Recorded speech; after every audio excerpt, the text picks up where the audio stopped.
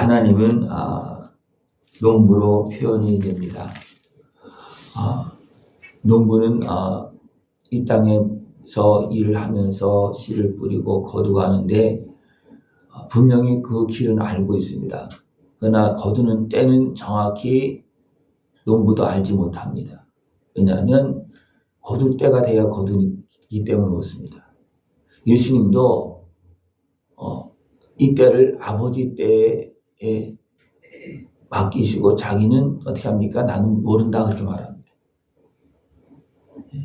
오늘 말씀에서도 어찌하여 전능자는 때를 정해놓지 않으셨는고 그를 아는 자들이 그의 날을 보지 못하는고. 분명히 때는 있습니다. 그러나 때는 정해놓지 않았습니다. 왜 그러냐면 환경에 따라서 많은 차이가 날 수가 있기 때문에 그렇습니다. 똑같이 씨를 뿌려서도 충실한 씨와 좀 덜 된 씨와 차이가 있고요. 똑같이 씨를 뿌려서도 한 나무에서도 익는 게 다릅니다. 높이 있는 것하고 낮에 있는 거하고, 그죠? 또 꼭대기에 있는 거하고 좀 처진 거하고도 다 다릅니다. 왜냐하면 그 흐름이 다르기 때문에 그렇습니다. 또 양지 쪽에 있는 것하고 그늘진 쪽에 있는 것하고 다 맛도 다르고요. 크기도 다르고 다 다릅니다. 많이 달렸느냐 적게 달렸느냐 다르고 다 다릅니다. 그죠? 그렇기 때문에 농부도 무엇이 더 클는지 분명히 이제 다 계속 알기 때문에 또 골고루 잘 하기 위해서 또 과일도 솎아주기도 하고 또 햇빛을 다 들기 위해서 잎을 따주기도 하고 또는 밑에다 햇빛 반사되는 걸 또 깔아서 햇빛이 다 골고루 다 이렇게 좀 받을 수 있게 해주기도 하고 그렇게 하면서 균일하게 잘 하게끔 관리를 해줍니다. 그래도 똑같지는 않습니다. 그게 똑같지는 않아요. 왜냐하면 다 위치가 다르고 다 다르기 때문에 똑같지는 않습니다. 햇빛 보는 것하고 보지 않는 것과 다릅니다. 그래서 과일에다가 이름을 새기는데 어떻게 새깁니까? 햇빛을 보지 못하게 뭐가 이렇게 붙여놓습니다. 그러면 그것이 이제 그대로 이렇게 하얗게 있습니다. 그러면 그것이 글씨가 됩니다. 그래서 햇빛을 많이 받아야 색깔도 나오고 안 받으면 나지 않습니다. 이런 것처럼 우리 인생도 다 하나님의 주관 속에 있죠. 그러나 환경에 따라서 우리가 어떻게 행했느냐에 따라서 제대로 깨어서 순종하느냐에 따라서 아니면 말 듣지 않고 내 맘대로 하느냐 그에 따라서 분명히 다 다르다는 겁니다. 그 결실의 모습도 모양의 모습도 또 양도 다 다르고 다 다르다는 겁니다. 그렇기 때문에 하나님 전체적으로 모든 걸 다 관리하고 분명히 하나님께서 심판하는 때는 있습니다. 그러나 하나님 또 길이 참으시면서 한 사람 한 사람의 그 때를 정해놓지 않았다고 말하고 있습니다. 하나님의 입장에서 전능하신 하나님께서 다 알고 계십니다. 그래서 그 때를 알 수는 있습니다. 농부가 그 때를 어떻게 보면 사람이기 때문에 정확히 모릅니다. 그러나 날씨나 또는 그런 관계를 보면서 어떻게 합니까? 거둘 때를 거의 정합니다. 네, 그러면 그 모든 과정을 쭉 보면 이것구나 아니겠구나 두드려보지 않아도 알 수 있습니다. 정확하게 그 일기를 다 쓰고 그런 사람들은 정확하게 압니다. 왜냐하면 날씨에 따라서 다 햇빛에 따라 다 그런 것이 달라지기 때문에 그렇습니다. 그러나 그런 것을 모르는 사람은 만져보고 두드려보고 또 색깔을 보고서 때로는 따서 맛을 보고서 그래서 거둘 때도 있습니다.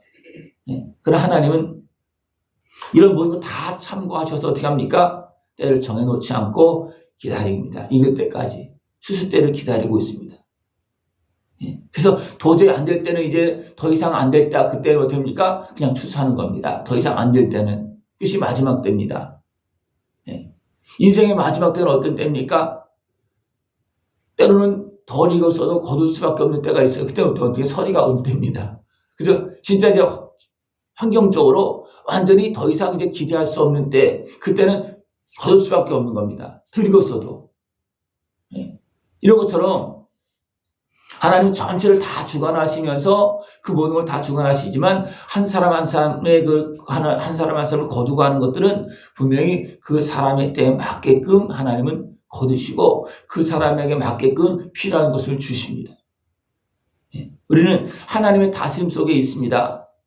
그리고 하나님은 지금도 우리에게 말씀하시고 은혜를 공급하고 있습니다.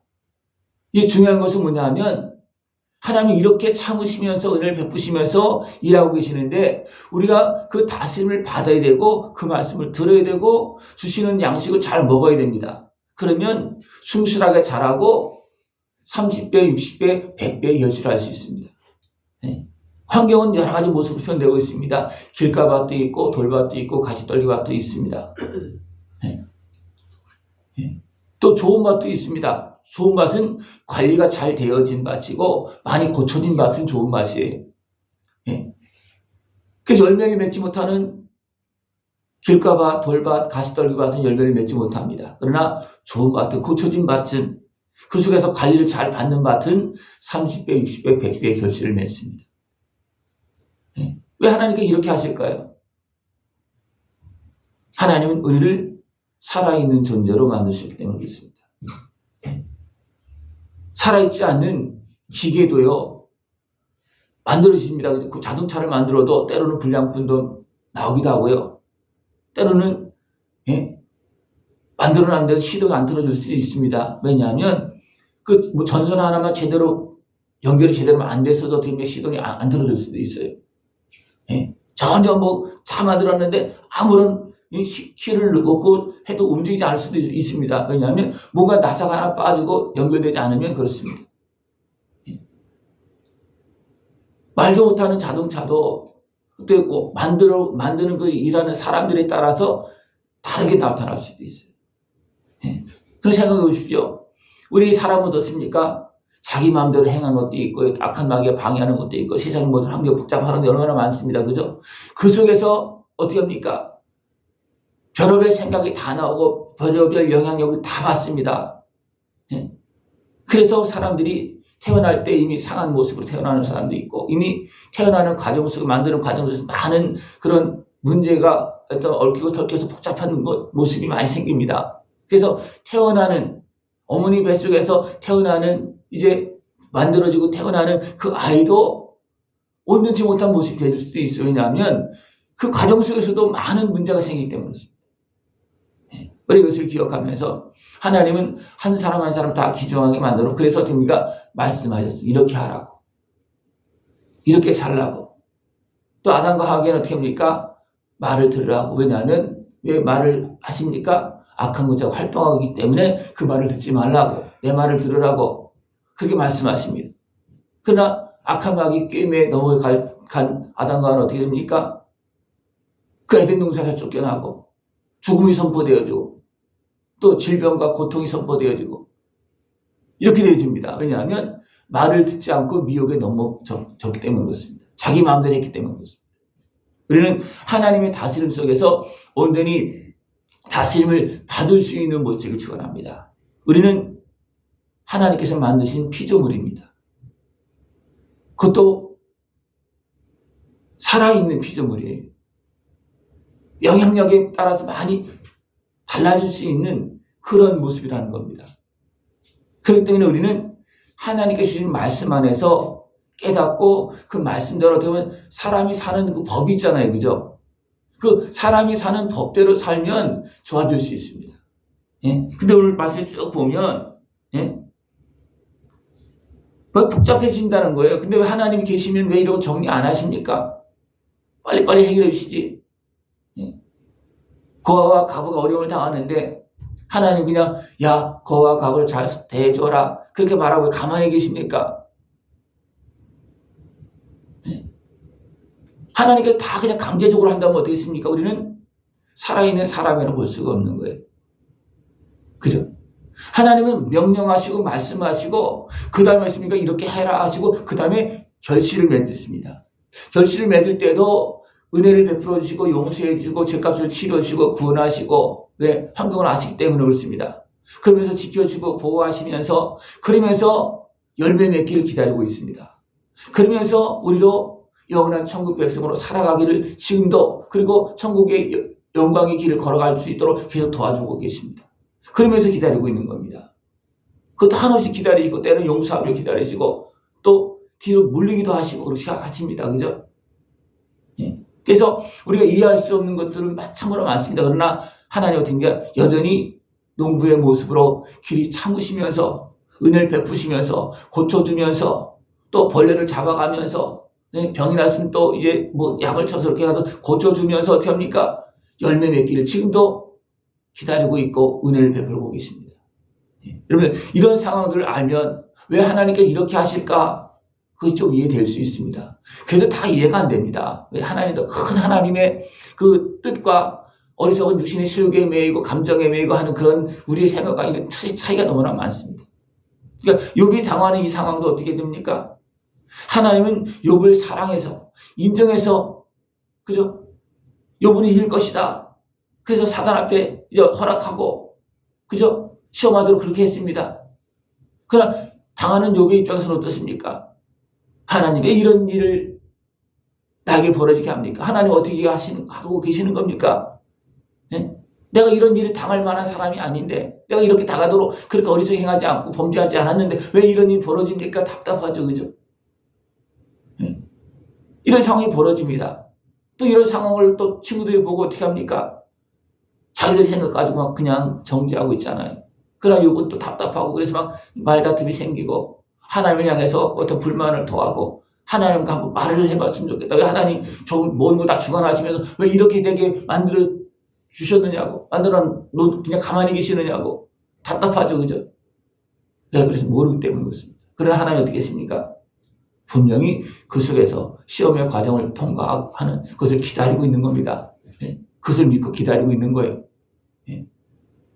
또 할 수 있기 때문에 욥의 신앙을 보면 예? 그것을 이제 이길 수 있는 것을 갖고 있기 때문에 하나님이 기다리고 있는 거 다 이길 때까지 통과될 때까지 예? 기다리고 있는 겁니다.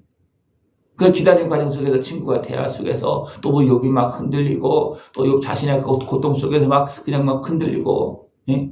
이 시험을 끝나기 전에 그냥 차라리 죽었으면 좋겠다는 그런 모습도 막 나타나는 겁니다. 왜냐하면 시험이 쉬운 것이 아닙니다. 시험이 쉽다면 얼마나 좋겠습니까? 그죠? 그냥 내 맘대로 다 통과한다면 어떻게 되겠습니까? 그죠? 그건 아니라는 거예요.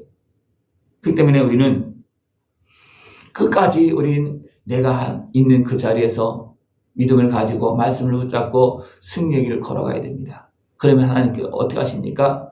그 속에서 더 정금같이 나오게 하시고 그 속에서 더 맛있는 열매가 되어지게 하십니다.